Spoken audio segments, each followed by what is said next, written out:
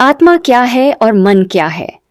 अपने सारे दिन की बातचीत में मनुष्य प्रतिदिन न जाने कितनी बार मैं शब्द का प्रयोग करता है।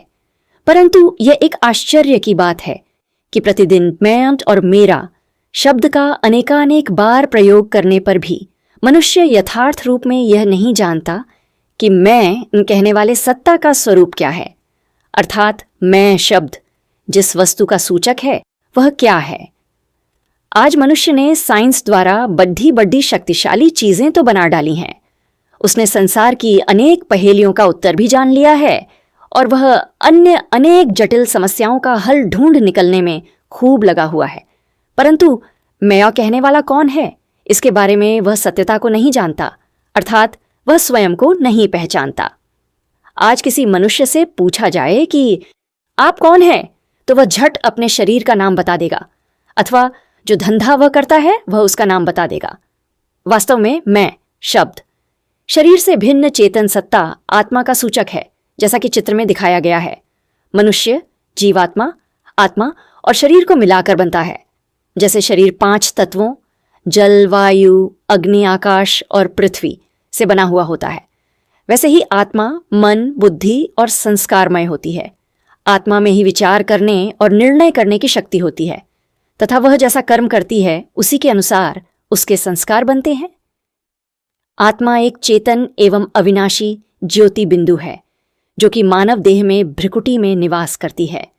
जैसे रात्रि को आकाश में जगमगाता हुआ तारा एक बिंदु सा दिखाई देता है, वैसे ही दिव्य दृष्टि द्वारा आत्मा भी एक तारे की तरह ही दिखाई देती है।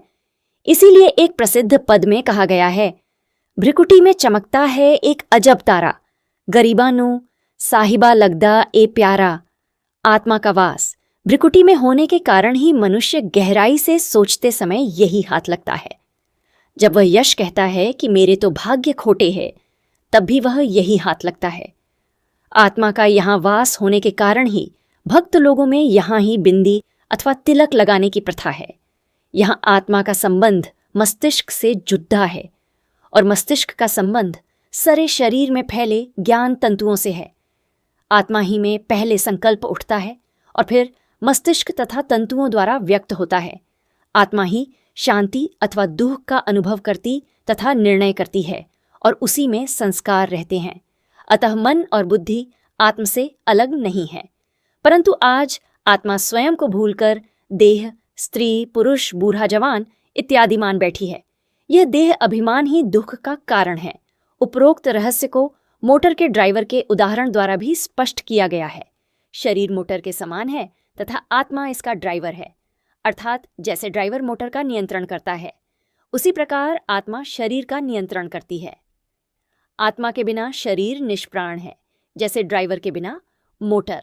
अतः परमपिता परमात्मा कहते हैं कि अपने आप को पहचानने से ही मनुष्य इस शरीर रूपी मोटर को चला सकता है और अपने लक्ष्य गंतव्य स्थान पर पहुंच सकता है।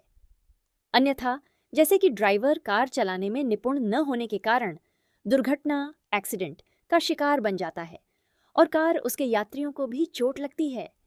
इसी प्रकार जिस मनुष्य को अपनी पहचान नहीं है, वह स्वयं तो दुखी और अशांत होता ही है, साथ में अपने संपर्क में आने वाले मित्र संबंधियों को भी दुखी व अशांत बना देता है।